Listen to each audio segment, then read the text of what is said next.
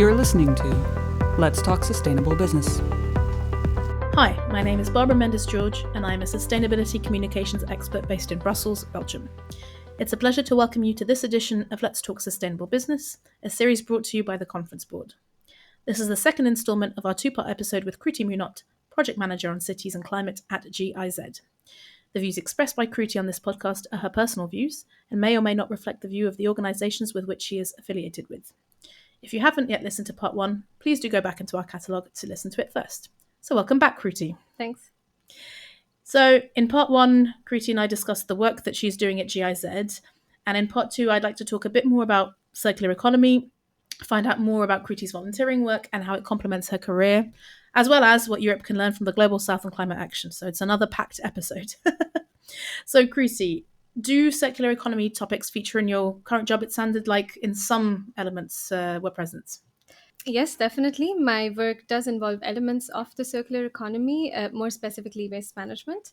Although circular economy is much broader than just waste management, you also think of kind of designing from scratch for not producing waste in the first place.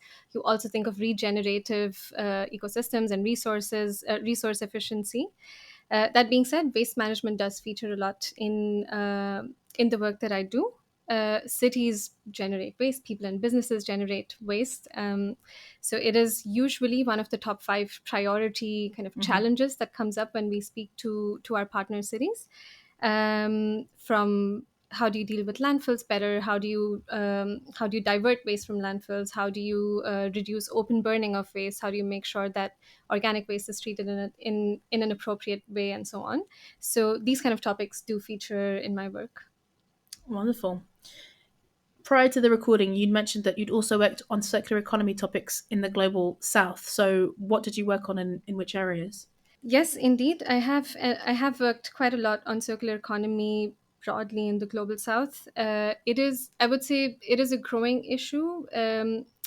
One, on the waste management side, of course, there's cities are growing at an unprecedented rate in many areas, Asia and Africa specifically.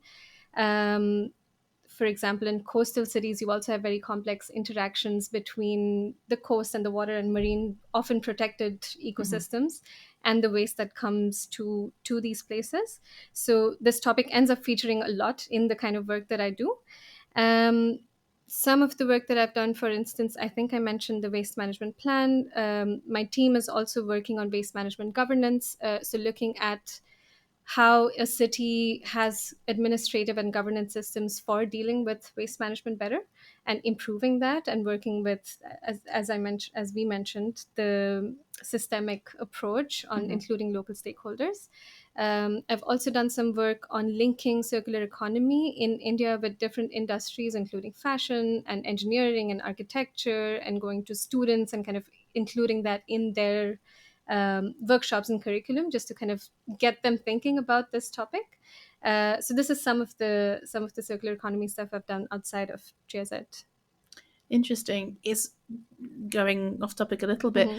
Is waste management a topic? I guess it's easy to get people to understand and on board, but I'm thinking about how energy efficiency, for example, is often touted as a way where it's a win-win-win situation. You know, if you invest in more insulation, then buildings need to be less heated, you spend less money, etc., which is all very nice to say, but you need policy in place. You need so many different levers in action, as you mentioned before, for it to work. Is waste management similar, where people know what the problem is, people know what the solutions are, but getting the pieces together to solve the problem maybe perhaps not as straightforward?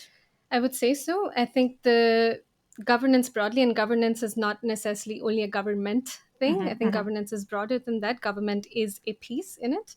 And indeed, getting the incentives right, because I do think waste management or circular economy broadly can be a win-win-win situation as well.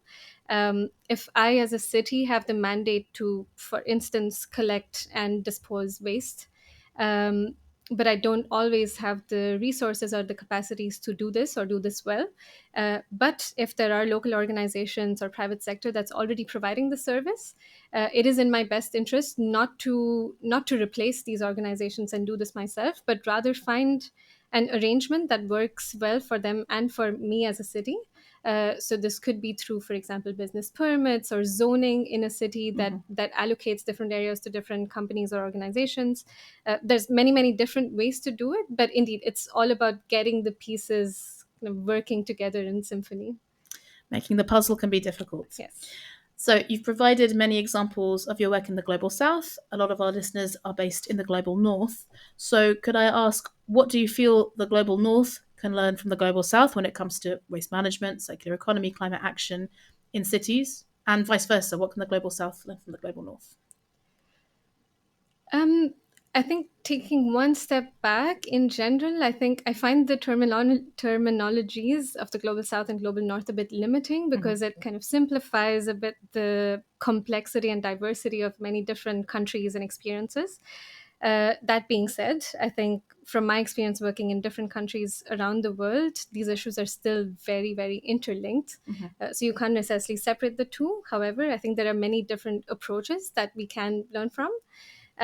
One I would say would be the focus on community and community involvement in circular economy or in sustainability broadly. I think here what I've noticed is we tend to look at climate or circular economy as environmental problems, almost exclusively environmental. And I think and they are definitely environmental problems. It's not that they're not, but to be able to make a change and to be able to move forward, you cannot do it without people, and you cannot do it without making sure that it's done in a just way. And I think that is something many countries that I've ended up working with, including in India and other places, do quite well or can have done quite well. So putting the community first and using what the community values and what the community knows to advance these sustainability objectives, I think is a bit of a flipped approach to it, which I personally really like and is something that I think we can learn here.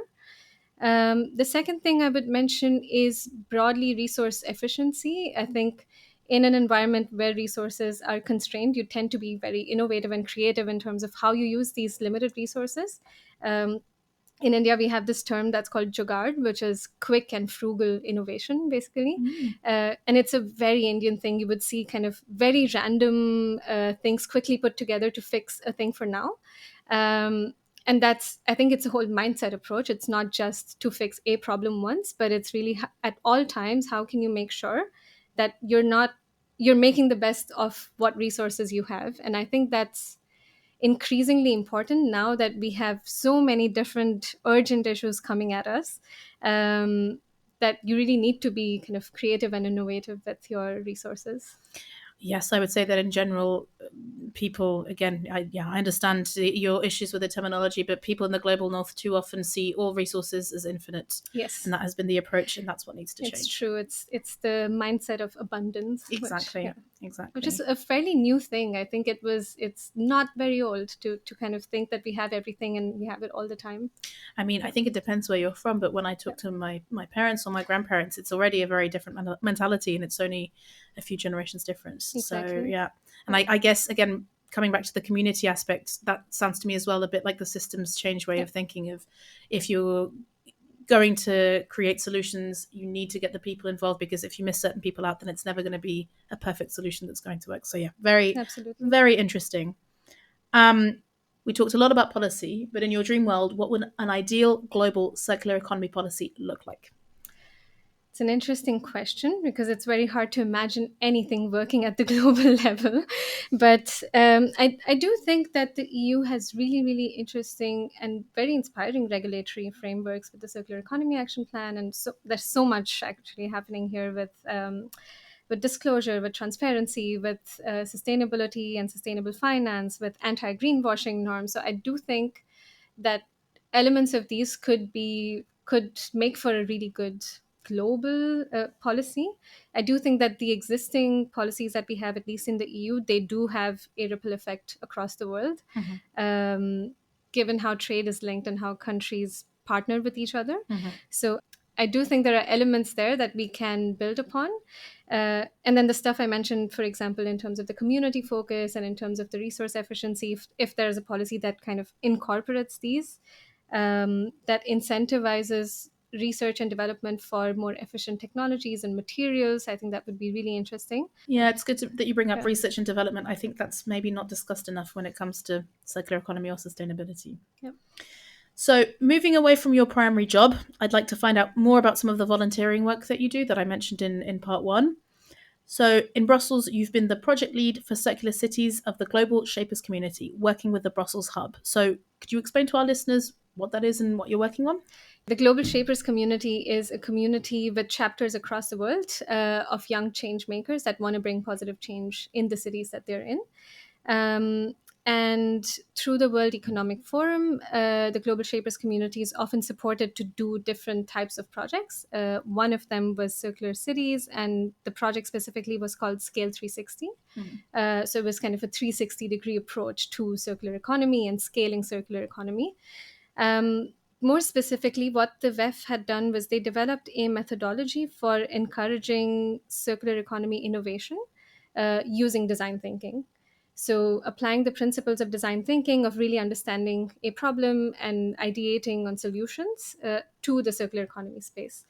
So what we did was applied that methodology in Brussels with some of our partners. It was done all with local partners. Over about a year, and the three kind of interventions that we did through this project were Eat, Play, Live, broadly. Okay. So Eat was about more on food systems, where we did things like doing a ideathon on sustainable packaging. And then the play part, which was my favorite, was working in one public space in Brussels through the Good Move policy of Brussels, which was trying to encourage people to use cars less and interact more with their public spaces and so on. So we got a grant with a consortium of local NGOs that did many different activities in one square. We had things like bike repair workshops and climbing walls and music concerts over the summer at this space, which used to be a parking lot. So that was really interesting to kind of imagine what a city could look like, or a small space in a city could look like if it were not used by cars. And that was really fun. And then the last part was live, or living more circular lives. And this was really looking into what companies and what resources are already out there that people can capitalize on. So we did some interviews and podcasts with very interesting people in this space, including, for example, the Secretary of State of the Brussels Capital Region on Economic Transition, who have amazing initiatives and policies on encouraging circular economy. So that was just more awareness creation of what's already happening and what people can build off on. This sounds fascinating, Kruti. I know you mentioned before the recording you've lived in Brussels since 2019. Yes. I've lived here since 2013, and my gosh, I'm not doing enough. I need to do more. This is inspiring me. You are also involved in other Brussels Hub sustainability projects. So are there any that you'd like to highlight today? Sure. There's a couple that we're quite proud of. One is called Two Wheels Tuesday, which started off as a very simple project of us volunteering to be buddies of somebody who would be a bit apprehensive of biking to their workplace or to their school or university.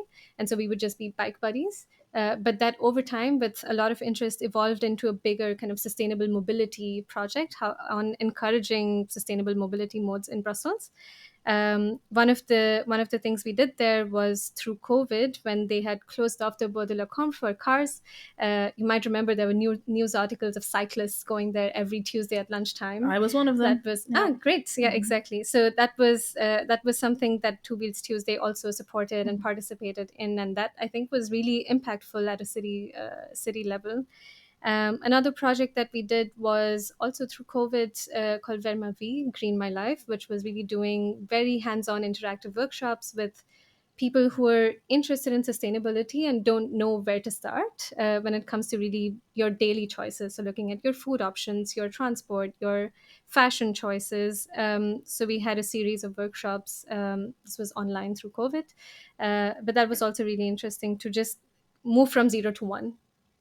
These are all very interesting. Is there a website or a social media page that people could go to see these kinds of events and organizations? Yes, it would be the Brussels Hub social media page. I can share the links. Fantastic. Thank you. So to finish up, I wanted to make sure that you're able to share wisdom on as many topics that you're knowledgeable about as possible. You mentioned that you were interested in entrepreneurship and community participation. So how do you feel that these stakeholders can help speed up climate action locally? Definitely. I think we're talking again of this kind of systems approach. I think entrepreneurship and entrepreneurs bring a lot of creativity and agility into society. And then community participation is important to make sure these new kind of innovations and things are grounded in needs and values of the people that live there and that will use these solutions.